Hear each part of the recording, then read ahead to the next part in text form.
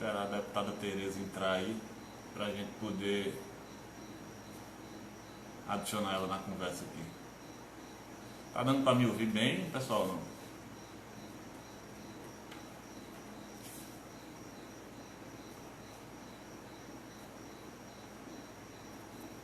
Tá dando pra escutar legal? Pedro Linha, do PT de Olinda. Abraço, meu irmão. Matheus, Marlon. Abraço aí a todos que estão acompanhando. Vamos esperar aqui Tereza entrar aqui na live para a gente poder enviar o convite para ela. Amiga Ari, boa noite, amigo. Brenda, tudo bem?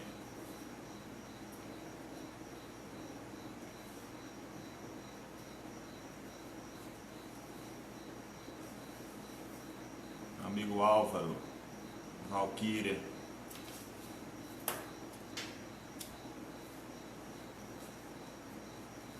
Boa noite, Mari.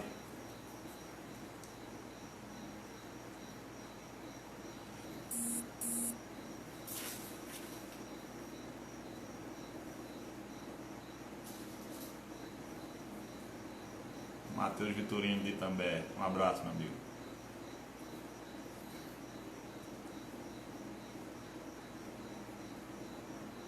Duda. Abraço, Duda.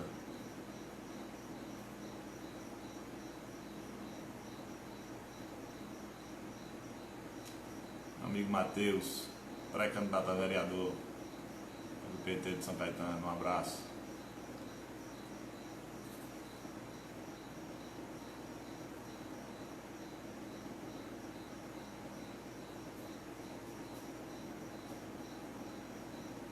Rafael Chaves, um abraço, meu velho. Cadê Tereza, hein? Tereza tá enrolada, eu acho.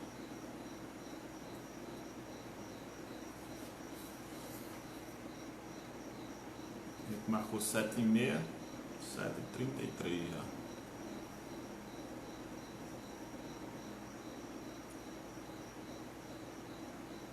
Abraço, companheiro. Fica atento aí na live que a gente vai discutir temas importantes aí.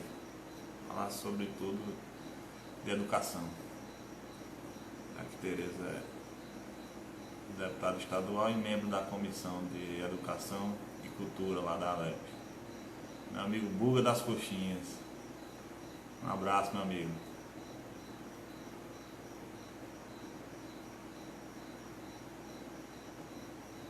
Sim, a gente vai conversar. Obviamente que o tema da live é educação, né? Falar sobre os desafios agora da educação nesse momento da pandemia, mas não vamos ficar só presos na educação não, vamos entrar por outros aspectos também, outros temas. Nós vamos discutir sobre o adiamento do Enem, sobre essas aulas remotas que as escolas estão propondo, né, aos alunos, enfim, sobre vários temas. Acho que Tereza vai contribuir muito com o debate da gente. Esperar ela entrar aqui a gente poder conversar. Meu primo Marcos Leal, Dr. Marcos, Taiwana, abraço. Deixa eu ver se Tereza acerta entrar aí.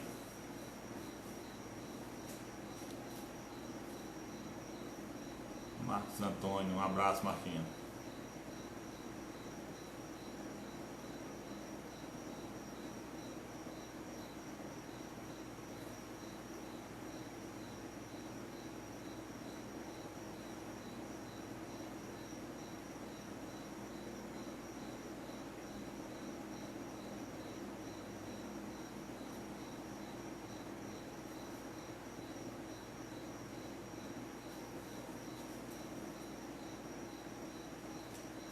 Vamos ver aqui enquanto Tereza não chega.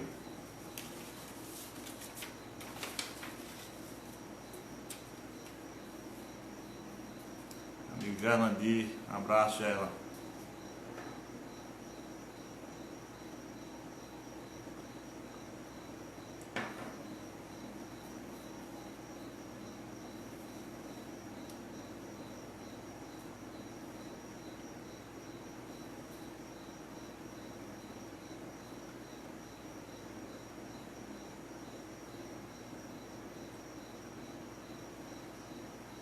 Fabiana, meu guerreiro, um abraço.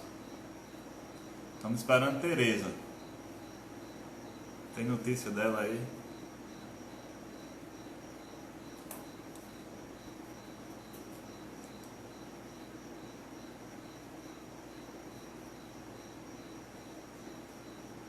Valeu, já ela.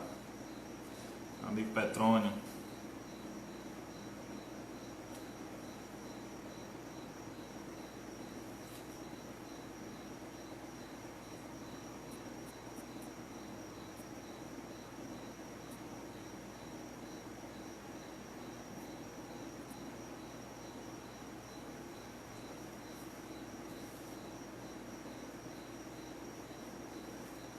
Boa noite, meu velho. Vamos esperar a deputada aí pra gente fazer o bate-papo aqui.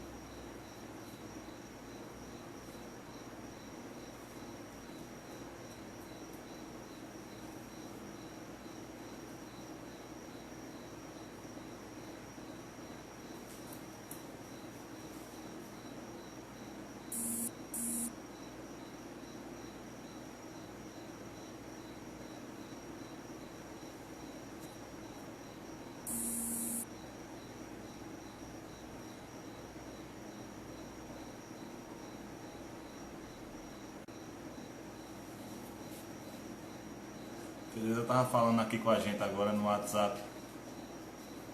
Já já ela tá aí pra conversar com a gente um pouquinho. Fazer um debate aí sobre educação, sobretudo. Gilcélia, um abraço.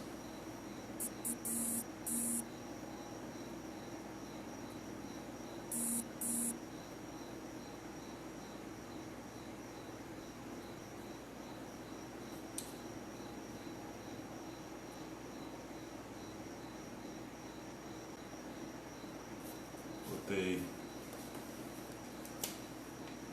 Rafinha, um abraço, meu primo. Cadê Tereza, hein?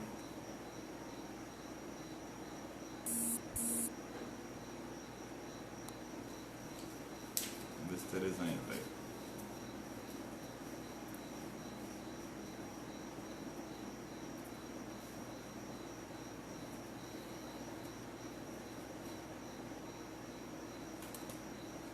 Agora.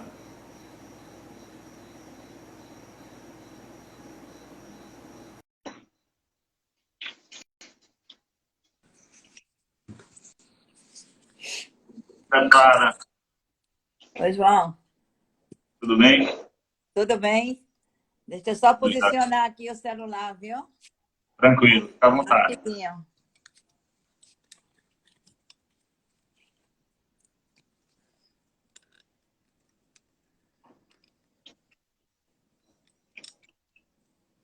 Pronto. Beleza? Primeiro, eu quero lhe agradecer a disponibilidade de atender nosso convite, né, para participar desse papo aí. Eu sei que a agenda, apesar de a gente estar em casa, né, a agenda está meio apertada, porque está tendo reuniões remotas da Alep, né, e também tem outros amigos que querem discutir, fazer alguns debates, então eu sei que é meio corrida. Então, muito obrigado. Eu que agradeço o convite, João. Eu vi que estou tendo a honra de abrir uma série de lives que você vai fazer, não é? Com pessoas bem engajadas, bem importantes no processo de fortalecimento do nosso partido. E acho que para você está sendo também fundamental na sua condição de pré-candidato. É importante que, nesse momento, a gente que está em casa utilize do que a gente tem como ferramenta, né? Realmente, a gente está tendo toda semana reuniões das comissões e plenária. Então, pelo menos, no mínimo, 2 vezes por semana, eu estou dando minha presença na CCJ, na comissão de administração e na plenária, e eventualmente nas outras comissões temáticas. Nós já aprovamos vários projetos, a maioria deles relacionados com esse momento da pandemia, mas outros também que estavam aí no processo, para não parar, né? Eu acho que isso é importante e o povo já está tão sacrificado que a gente não pode, de forma nenhuma, deixar parar, deixar de fazer aquilo que precisa ser feito em termos de legislação, de fiscalização. Então, para mim, é um prazer grande. E lhe parabenizo pela iniciativa. Prazer é nosso. Deputada, a gente vai falar muito sobre educação, né, porque Uhum. você é uma especialista na área, mas eu queria antes começar falando um pouquinho sobre essa relação da Assembleia com o governo do Estado de Pernambuco, sobretudo nesse momento de pandemia. A gente sabe que, a nível nacional, tem uma dificuldade muito grande de diálogo do Congresso Nacional com o presidente, né? Isso tem atrapalhado bastante o Brasil em geral, mas eu queria saber como é que está a relação da Alep com o governo do Estado de Pernambuco, sobretudo nas ações do combate à pandemia. A Assembleia, ela tem maioria que dá sustentação ao governo, e nós temos contado, nesse momento de crise, com setores importantes da oposição. No início, inclusive, com mais presença. Hoje, alguns setores da Assembleia estão repetindo aquilo que o nosso presidente, o presidente da República faz, que é politizar a crise. Mas são setores minoritários que a gente sabe que estão fazendo também a sua disputa. É muito ruim a gente fazer disputa política no momento desse, né? Está contando mortes, está se alegrando porque as coisas estão dando errada, mas isso não está atrapalhando nem prejudicando o trabalho da Assembleia de forma nenhuma. Inclusive, a primeira movimentação da Assembleia, a primeira ação da Assembleia, ela envolveu os 49 parlamentares, que foi a destinação de emendas no orçamento. A gente vota o orçamento e fica, de vez em quando, aparece o que a gente chama de janelas do remanejamento. Você pode mudar, ou porque a emenda não prosperou, ou porque o destinatário não apresentou o plano de trabalho, alguma coisa. Então, este ano, quando se abriu a primeira janela, os 49 deputados remanejaram algum valor, alguns remanejaram todo, outros remanejaram parte, mas todos remanejaram algum valor para o combate ao coronavírus. Compra de EPI, respiradores, de equipamentos, alguma questão relacionada à alimentação. Eu mesma remanejei dos meus 1.800, eu remanejei metade, 900 mil. E isso fez com que a Assembleia disponibilizasse para o governo do Estado cerca de 64 milhões de reais suplementares ao orçamento para o combate ao coronavírus. Isso foi importante. Fora isso, nós temos sempre dado nossa presença aos projetos que chegam. Chegaram projetos de todos os municípios para a calamidade pública, inclusive a de São Caetano chegou também, facilitando, assim, a vida dos prefeitos, as medidas que precisam ser tomadas. E a presença tem sido muito boa dos parlamentares. Os projetos do governo, todos que chegaram, inclusive esse último, quando a gente decretou o lockdown, né? Chegou um projeto autorizando o governo a fazer a apreensão temporária de carros que desobedeçam o rodízio. Votamos em sessão extraordinária também. Então, fora os projetos do governo, há também projetos de parlamentares. Muitos parlamentares estão preocupados. Apresentamos ou projeto de lei ou indicações, sempre com foco no combate e na superação do coronavírus. Porque é como você diz, a gente tem que se valer do bom senso dos governantes locais, do governador e dos prefeitos. Se a gente for esperar pelo capitão que ora preside o Brasil, a gente estaria numa situação muito mais grave, uma situação delicada, que já é, porque, por exemplo, o projeto de lei de apoio aos municípios, que foi votado na Câmara, foi para o Senado fez uma modificação, botaram uma pegadinha relacionada aos servidores, volta para a Câmara, finalmente foi votado. Não é uma maravilha, mas ajuda os estados e municípios, e essa criatura está quase há 10 dias sem sancionar o projeto. Aí não vem recursos suplementares para os estados e municípios. Então, aqui a gente está, João, numa situação diferente. Por isso que é importante, quando a gente votar no executivo, a gente também ter consciência de votar no legislativo, que possa ajudar a governar, né? Que tenha consciência, que tenha seriedade, que tenha compromisso. Isso nos deixa com uma certa tranquilidade, né? Saber que, pelo menos no âmbito do nosso estado, as coisas estão funcionando de uma certa Estão forma. funcionando. A gente estava muito apreensivo com esse lockdown e o isolamento mais rígido, não é? Mas os dados de ontem já mostraram que o isolamento cresceu. Nós saímos da casa de 45 para mais de 50. A média nos municípios, inclusive, foi mais de 60%. E aquilo que estava se dizendo que não ia funcionar, porque em São Paulo não funcionou, o primeiro relatório que nós recebemos funcionou, que foi a questão do transporte coletivo. Não houve sobrecarga que pudesse comprometer a contaminação no transporte coletivo. Que na Assembleia, João, e demais pessoas, tem muita gente entrando, depois a gente cumprimenta, né? Na Assembleia, a gente criou um GT Covid-19. Ele é coordenado pela presidenta da Comissão de Saúde, a deputada Roberta Reis, mas qualquer deputado pode participar.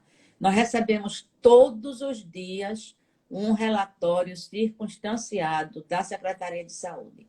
Muito transparente, muito bem feito. Não é apenas morreu tanto, se hospitalizou tanto, tem tantos contaminados. Não, tem dados, tem projeção. A gente trazem a faixa etária, as cidades que estão mais preocupantes. Esse isolamento mais radical, inclusive, foi determinado a partir daí. Essas 5 cidades foram as 5 cidades onde estava havendo mais contaminação e mais mortes. Então, hoje a gente vai monitorar todos os dias, até o dia 31, para ver como é que estão as medidas, a observância da sociedade, que a população tem que contribuir também, e se há alguma falha ou se há alguma necessidade de algum ajuste, como houve no decreto. Quando o governador lançou a minuta do decreto, os parlamentares tiveram uma reunião na Comissão de Justiça com o procurador-geral. O procurador-geral esteve conosco e fizemos várias sugestões de alteração do decreto que foram aceitas. O decreto pode, inclusive, ser mais aperfeiçoado. O decreto é mais fácil de mexer, né? Já tivemos uma reunião de todos os parlamentares, oposição e situação, com o governador, e já tivemos 2 reuniões com o secretário de saúde. Então, estamos tentando fazer a nossa parte para minorar, não é, o sofrimento da população. Verdade. Beleza. Antes de entrar na educação, eu queria falar um pouquinho ainda da Alep, que a gente vive um cenário. Hoje nós temos 10 deputadas na Alep, não é isso? 10, somos 10 mulheres. Você está no seu 5º mandato. Eu acho que essa é a legislatura mais feminina que você participou, né, com a maior quantidade de mulheres. É. Ainda por ser muito pequeno, 10 mulheres, representa 20% só, mas eu queria que você falasse um pouquinho sobre isso, sobre o desafio de ser mulher ocupando um espaço, né, na Assembleia Legislativa, e esse desafio de estar lá dentro, com pouquíssimas mulheres, né, mas que, de certa forma, são deputadas que, pelo que eu venho acompanhando, têm representado bem o povo de Pernambuco. A Assembleia fez 185 anos este ano, e essa é a maior bancada feminina em todo esse período. Significa que teve período que não tinha nenhuma. Teve outros períodos que só tinha uma. A primeira foi a Dalgisa Cavalcante. Quando eu entrei, nós fomos 8 e virou também manchete de jornal. Depois caímos para 5, depois para 6. Isso nos indica, João, a necessidade da reforma política avançar para a paridade.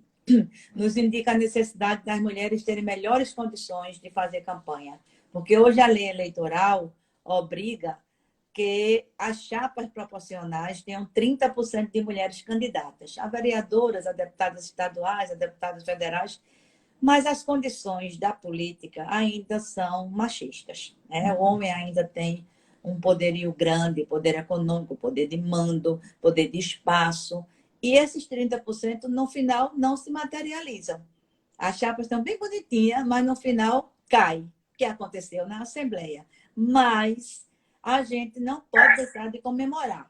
A gente precisa comemorar essa marca e eu lhe digo que eu comemoro sempre citando 3 aspectos importantes dessa marca. Nessa legislatura, além de nós termos 10 mulheres, nós temos a primeira mulher que alcançou 5 mandatos consecutivos. Com muita honra, com muito compromisso, com muita alegria, sou eu, né? Nós temos a mulher mais votada na história da Assembleia. Quer dizer, o deputado, o parlamentar mais votado da história da Assembleia é uma mulher, que é a delegada Gleide Ângelo, que teve mais de 400 mil votos. Isso é uma coisa importante na trajetória, né, da luta política das mulheres. E temos um mandato diferente, é uma experiência que está se vivendo país afora, não é só aqui, tem no Rio, tem em Goiás, tem em Belo Horizonte, que é o chamado mandato coletivo. O mandato coletivo é muito uma perspectiva de atuação do parlamentar, mas ele se elegeu com 5 nomes, que é o mandato das juntas, né? Das co-deputadas do PSOL. Só uma é deputada formal, mas elas se apresentaram para a sociedade como um conjunto, a sociedade acatou, votou e legitima. Na Assembleia a gente tem alguns limites institucionais, limite do próprio regimento, não é? Só quem pode assinar é uma, só quem pode estar nas comissões é uma, só quem representa formalmente o mandato é uma, mas fora da Assembleia isso é aceito. Então, todas essas novidades, né, elas foram trazidas para dentro da Assembleia por nós, mulheres. Então, isso é importante, porque as mulheres, elas, pela sua própria vida, pela própria trajetória social, pela própria constituição da sociedade, quando elas entram na política, elas entram já carregadas disso tudo. Eu digo sempre isso, eu olho sempre para trás, não para ter lembranças de um retrovisor, mas para saber que eu estou ali, porque muitas me precederam, sendo deputadas ou não. Me precederam na luta por igualdade, me precederam na formulação das teses do feminismo, me precederam desbravando espaços que antes não eram permitidos para nós. Então, com elas e com todas, nós temos que sempre reafirmar esse compromisso. Perfeito. Deputada, para a gente adentrar no tema da educação, eu coloquei uma caixinha de perguntas no Instagram, mas quase que a totalidade dela era sobre o Enem. Mas eu vou deixar para falar do Enem um pouquinho mais lá na frente. Eu vou passar só alguns dados aqui de nós, enquanto governo do PT, governo federal, Lula e Dilma, para que a gente possa aprimorar essa conversa. Eu separei aqui o orçamento do MEC em 2002, que era de 49,3 bi. E a presidente Dilma entregou com 150, né? Triplicado o orçamento do MEC na gestão do PT. O Fundef, na época, que era em 2006, ele tinha um orçamento de 988 milhões, próximo de 1 bilhão. Em 2007, quando o Fundef foi criado, passou para 3,9 bi, quase 4 bilhões. Em 2011, teve a lei que destinou 75% dos royalties do pré-sal para a educação. E aí a gente vem na questão do ensino superior, foram 18 novas universidades, 178 novos campos, o acesso à matrícula nas instituições de ensino superior mais do que dobrado nesse período de governo do PT, o ensino técnico também, as bolsas do CAP, CNPq, então, foram ampliadas significativamente, as creches, né, que saíram, acho que quando o Dilma saiu do poder, tinha ficado 3 mil e um pouquinho prontas, mas o orçamento era para mais de 8 mil. Então, tudo isso E aí a gente ainda tem que falar da educação básica, do caminho da escola, que todos os municípios receberam ônibus, do programa de alimentação escolar, do IDEB, né, que foi criado, do piso nacional, do PIBID, que é muito importante também hoje em dia. Enfim, o PT teve uma verdadeira revolução na educação desse país. Na sua visão, como deputada, estudiosa desse tema da educação, nós estamos com todas essas conquistas seriamente ameaçadas, já pelo governo Temer e agora pelo governo Bolsonaro? Estamos. Você está me perguntando já? Isso. Estamos sim. Está fazendo um ano que a gente estava na rua com o Tsunami da Educação. Foi a primeira, vamos dizer, o primeiro setor que fez grandes mobilizações no país, unificando trabalhadores em educação, estudantes, pesquisadores da educação básica, do ensino superior, exatamente por conta dos cortes na educação. Aquela lei do teto, né, a PEC do teto deixada por Temer, prejudicou muito. E tudo que você elencou aí está sendo prejudicado. O orçamento, com os cortes que estão sendo feitos, o Fundeb, porque o Fundeb termina agora em dezembro. Então, tem que ter uma nova redação, tem que renovar essa emenda constitucional. A gente estava discutindo e avançando na discussão, né? E o governo o setor da economia está dificultando, porque 2 pontos são centrais no Fundeb. Torná-lo permanente, e não transitório como ele é hoje, e aumentar a participação da União, porque a carga toda fica nos estados e nos municípios, os entes mais frágeis, né, da cadeia federativa. A União só contribui com 10%. A gente quer aumentar isso gradativamente até chegar a 40%. Né? Os royalties do pré-sal, está aí a privatização desenfreada, né, que esse governo está fazendo. E tudo que você falou em relação ao ensino superior. O PIBIC, eu fiz o PIBID, eu fiz 2 audiências públicas sobre o PIBID quando eu presidi a Comissão de Educação. É um projeto impressionante, o alcance dele, a qualidade dele. O governo está cortando, né? Toda aquela extensão, interiorização das universidades. Como ele não pode mexer em tudo, ele agora está botando interventor quando as universidades fazem as suas eleições, como fez agora na Universidade do Vale do São Francisco. E todo aquele processo, além das políticas estruturantes, todas as políticas complementares que você citou, várias delas. Né? O transporte escolar, a alimentação escolar. E você veja que os nossos governos pensaram da creche ao ensino superior. Os CMEs, né, os Centros Integrados de Educação Infantil, o Programa Brasil Carinhoso, até o ensino técnico e tecnológico. De fato, os nossos governos fizeram uma revolução na educação. O piso salarial, que foi uma luta árdua da CNTE, dirigente da Confederação, e a gente já brigava por isso desde a Constituição de 88. Só foi, de fato, consolidada nos nossos governos e tudo está sob ameaça. Por quê? A linha de Bolsonaro, né, é uma linha privatista. É uma linha privatista, é uma linha de desprezar o serviço público. Não valoriza o serviço público e, consequentemente, não valoriza os seus servidores. As políticas fundamentais de educação, de saúde, de assistência social, de moradia, tudo para ele é acessório. Né? Não é à toa que o movimento Fora Bolsonaro está ganhando adesões. Adesões de fora daquele núcleo, que é o núcleo que enfrentou ele na eleição. Porque depois de tudo que ele já vinha fazendo, desde cortes de investimentos, a uma postura bastante obscurantista em relação à educação e à ciência, ele, nesta pandemia, está revelando toda a sua perversidade, toda a sua crueldade como governante.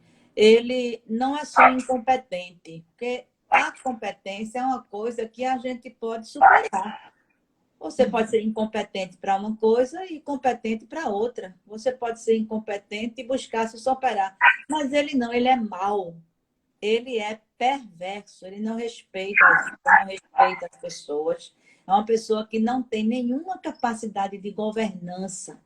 No meio de uma pandemia, demitir 2 ministros da saúde. E a gente não sabe. E quando a gente pensa que está ruim, a gente vê que o que está ruim sempre pode piorar. Então, eu não vejo também com boas expectativas a continuidade deste governo. Nós temos que, de fato, dar um basta, senão todas essas políticas formuladas com muita luta, com muita articulação social, que ainda não são o ideal, estão no caminho da gente aperfeiçoar, podem e certamente a gente vai ter dificuldade de retomar, porque a linha ideológica se soma a essa economia neoliberal, a essa falta da presença do Estado nas políticas públicas e na educação, isso ainda se aprofunda mais pelo obscurantismo, pelo desprezo com a ciência, pela pesquisa. E ninguém está aí mostrado que faz educação sem essa articulação entre cultura e pesquisa. Tereza, você falou perfeitamente do Fundeb, da importância que tem de esse Fundeb ser renovado e, sobretudo, deixar de ser transitório, né? E outro ponto que eu acho também que seja fundamental para que a gente possa preservar esse legado que o nosso partido construiu durante muitos anos é a revogação da PEC dos gastos, né? Sim. A PEC dos gastos congela os investimentos sociais por 20 anos. Eu acho que esse caminho também precisa urgentemente ser revisto pelo Congresso. Você sabe dizer se tem alguma iniciativa nesse sentido, se tem alguma conversa? Tem sim. Não me ocorre agora quem é o autor, mas é do PT. Tem uma PEC para derrubar essa PEC, porque a gente está vendo, né, essa pandemia tem ensinado muita coisa a gente. Tem ensinado como a presença do Estado é importante para as populações vulneráveis. Para todo mundo, é evidente, mas, sobretudo, para as populações vulneráveis. Tem ensinado como o SUS é um projeto quase que perfeito. Ele não é perfeito porque ele ainda não está acabado, ele ainda está em construção. Mas se não fosse o SUS, a situação, nesse momento, estaria muito pior.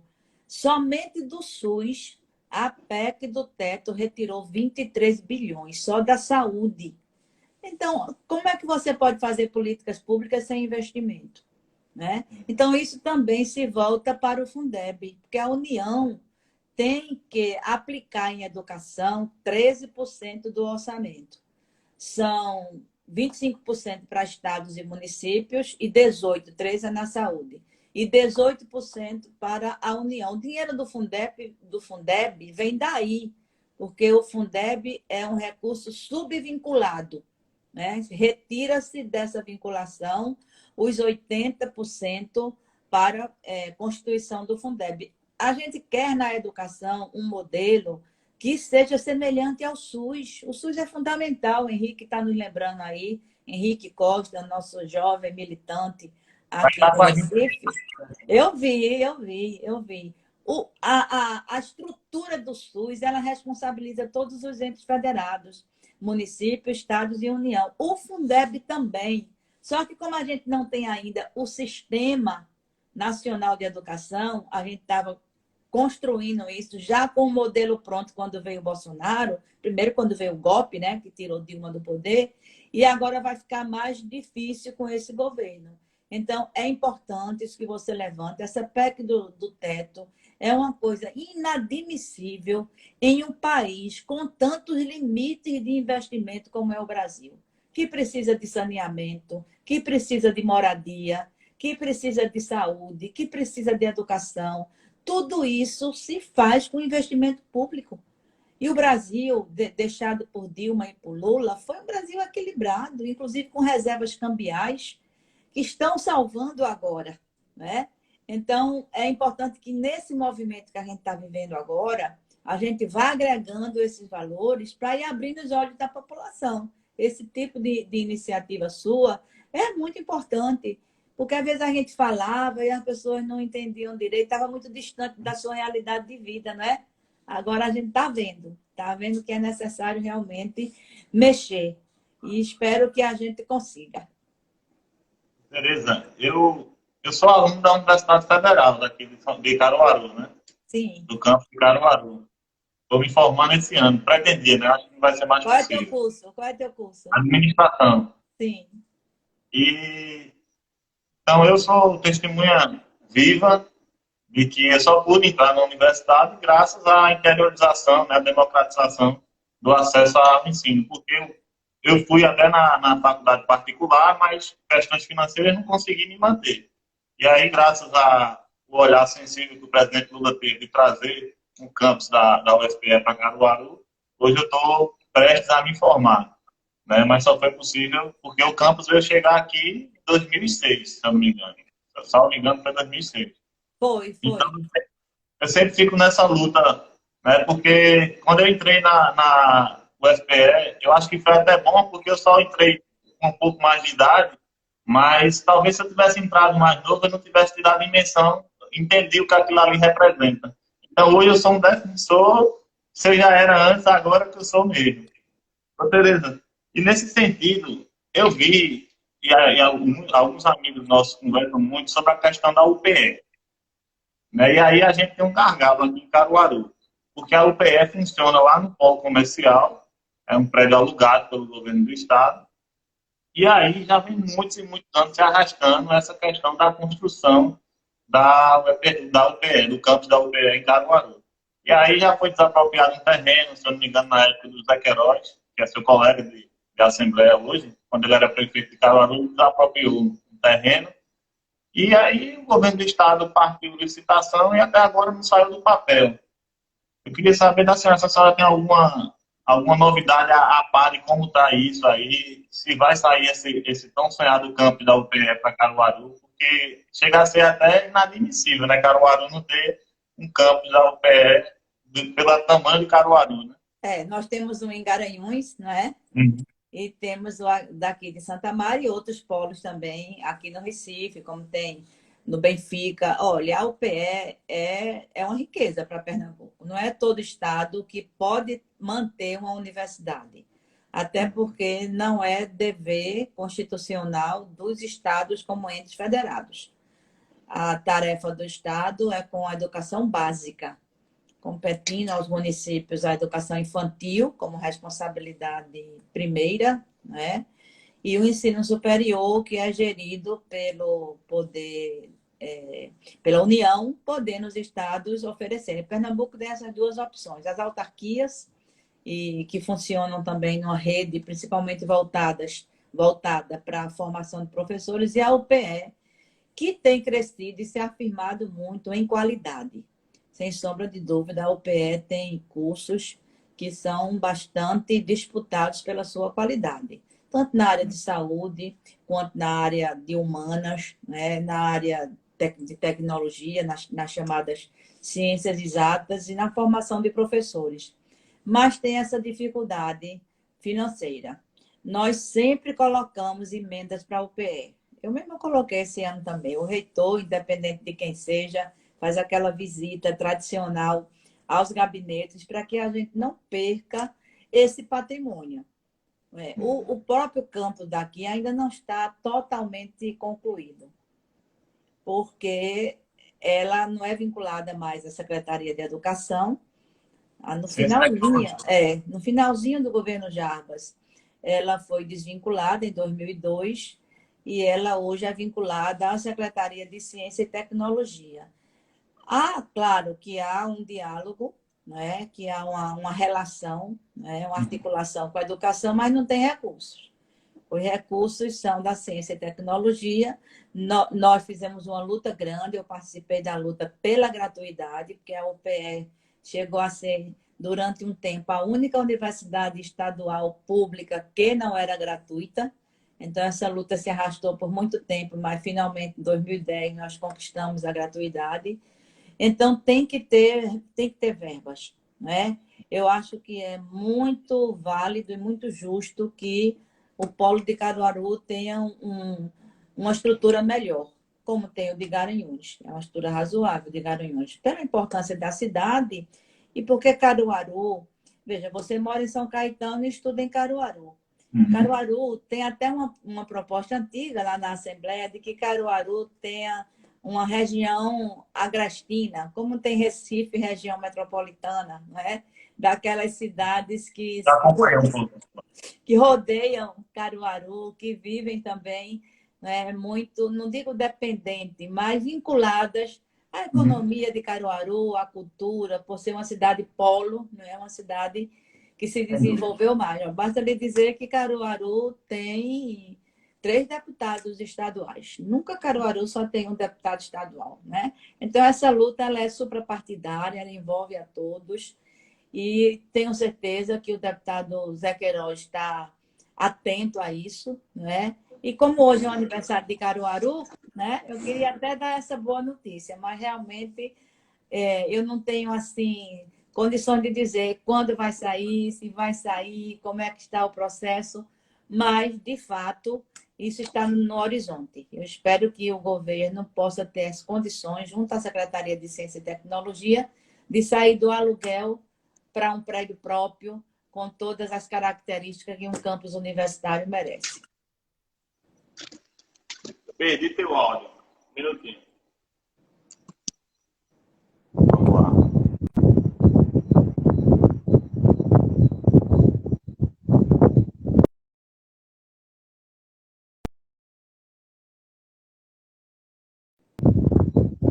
Foi? Estou lhe ouvindo bem. Pronto, perfeito. Eu tinha perdido um pouquinho o áudio. Eu conheci, eu cheguei... dizendo que está no horizonte, que vamos batalhar para que Caruaru possa ter a UPE possa ter seu campus universitário em Caruaru. Ótimo. Eu conheci o campus da UPE em Garanhuns, realmente é uma estrutura relevante.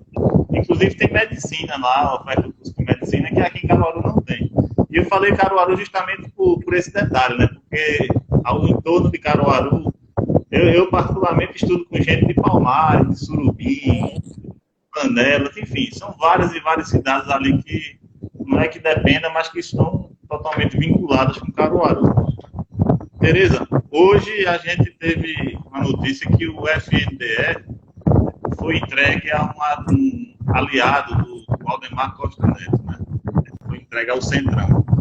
E, coincidência ou não, eu estava vendo uma entrevista de Haddad e ele falou que, enquanto foi ministro, não abriu mão, né, desse fundo, da presidência do fundo, para indicações políticas.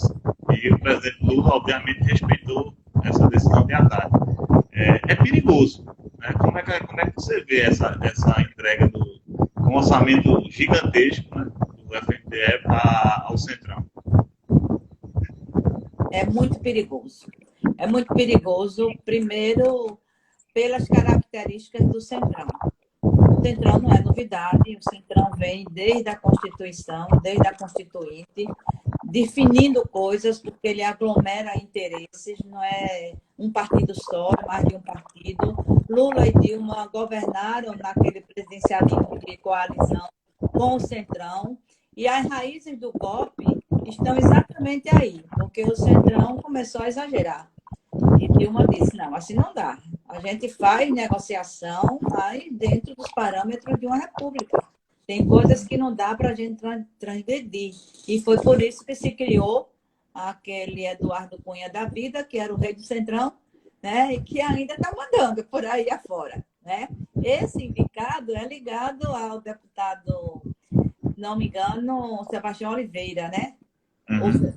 E assim, qual é o problema que eu vejo do FNDE não ter uma pessoa da área, não ter uma pessoa de entendimento técnico, não ter uma pessoa que saiba dialogar? Não é apenas pelo montante de recursos.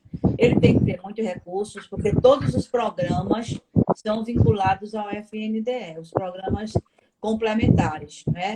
O transporte escolar, a merenda, o livro didático, o PAR, que é o Plano de Ações Articuladas, que dá muita autonomia aos municípios de ter acesso aos recursos ou data. Mas é porque, para estar no FNDE, é, além do titular, precisar tecnicamente conhecer toda essa movimentação, tive articulação com organismos de fora, com quem o MEC faz parceria. Além disso, tem que ter uma capacidade de diálogo republicana. Não pode beneficiar prefeito A, governador B, porque é do meu partido. Não pode. É pelo que se apresenta de projeto, é pela necessidade do município. Lula e Dilma fizeram isso de uma forma muito republicana. Ninguém pode reclamar. Eu vi prefeito do interior, prefeito da oposição, receberem 2, 3, 4, 5 ônibus do programa Caminho da Escola. Alguns, inclusive, fizeram bom uso, outros nem tanto. Mas, se você botar uma pessoa ali dentro dessa perspectiva de fazer política, para o seu padrinho votar em tudo que o governo quer, vai começar logo votando pelo fim desse Fundeb. Começa logo assim, votando, porque o presidente não quer essa proposta. Porque Guedes já disse que é muito dinheiro para a educação. A relatora é uma deputada do DEM, e a gente vinha apoiando, discutindo as emendas, fazendo um consenso no núcleo de educação da Câmara Federal, e ele já disse que está dinheiro demais, que a União não pode dar tanto dinheiro assim. Então, é importante que a gente tenha muita atenção também a essas indicações. É um cargo político, eu sei que é, mas a pessoa não pode só respeitar ou observar esse perfil político de confiança, tem que respeitar também as condições técnicas de fazê-lo. Já não basta o ministro da Educação, que eu só chamo de sinistro, ser aquela bizarrice, né, João? Pelo amor de Deus. Chega a gente ter vergonha alheia, né? Aí agora vamos ver. Eu não conheço... O currículo do rapaz ficou totalmente nulo, porque todo mundo ficou só falando do padrinho, de lá, né? Não tem um histórico lá muito bom, né? Pela indicação, acabou... o cuidado que a gente tem que ter, né? Tem que ter uma fiscalização redobrada. Tereza, a gente está encaminhando aí para os 10, 12 minutos finais aí da live. Eu queria que a gente falasse 2 temas. Um é o Enem. O outro é essa questão da relação das escolas, públicas e privadas, nesse tempo de pandemia, essas questões das aulas remotas. Aqui em São Caetano, eu vi uma pequena entrevista de um coordenador escolar aqui, que a prefeitura implantou um Seduc Play, que é uma plataforma para estar dando aula aos alunos de forma online. E aí ele falou que 70% dos alunos da rede municipal conseguiram ter acesso a esse sistema. 70? Eu achei que esse número está sendo muito otimista. Mas, tendo em vista que a gente tem um pouco mais de 5 mil alunos aqui matriculados na rede municipal, a gente está falando de um universo aí de 1.500 alunos que não tiveram acesso a essa plataforma. Então, como é que a gente vai conseguir vencer esse desafio nesse momento tão difícil, que a gente não pode estar tendo aula presencial, as escolas querem ofertar essas aulas online, a gente sabe que é uma dificuldade muito grande. Como é que a gente consegue vencer essa equação aí? Olha, uma coisa tem relação com a outra. A gente está pedindo o adiamento do Enem a um movimento grande de trabalhadores, de movimento estudantil, a UNE, a UBS, a CNTE, a FASUBRA, várias entidades, da parte da gestão, o Conselho de Secretários Estaduais de Educação, a UNIME, que é os secretários municipais, estão pedindo o adiamento exatamente porque os estudantes não estão tendo acesso a essas aulas remotas. Então, eu vi dizer que o presidente vai tentar atender um pedido da Câmara, porque também tem projetos na Câmara, tem inclusive de deputados do PT na Câmara, tem um do deputado Carlos Eras, tem um do deputado Zeca Disseu, tem um da deputada Benedita e tem do senador Rogério Correia no Senado. Todos pelo adiamento do Enem. Há um movimento grande, o setorial nacional do PT, que eu coordeno, também tirou essa posição em uma reunião ampliada com todos os setoriados estaduais. Há uma pressão, pode ser que aconteça, mas a gente tem que vincular isso aos outros instrumentos de acesso, né? Porque depois também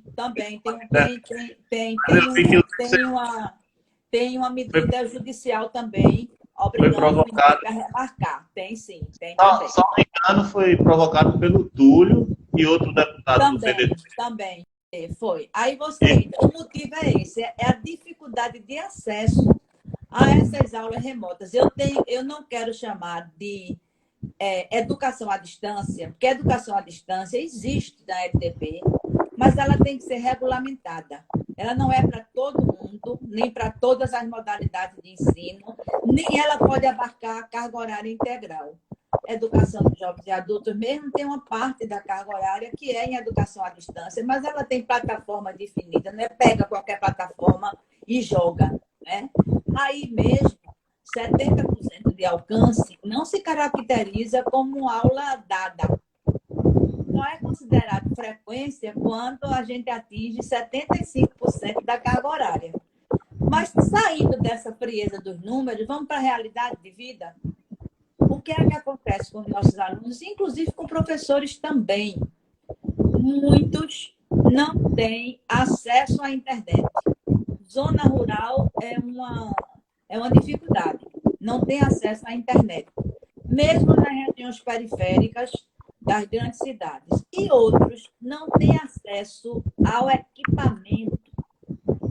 Ah, porque todo mundo tem celular. Sim, para ligar, mas para ter redes, para ter todas as mídias em um aparelho celular, não dá. Não é todo mundo que tem não sei nem como é, iPad, como é, iPhone, né?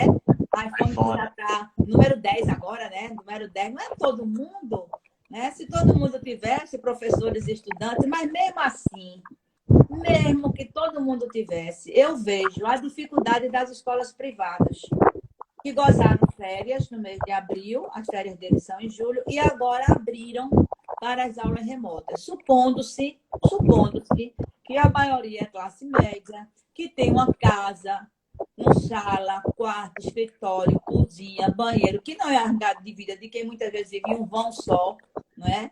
E que está com essas aulas remotas. Sabe o que está acontecendo?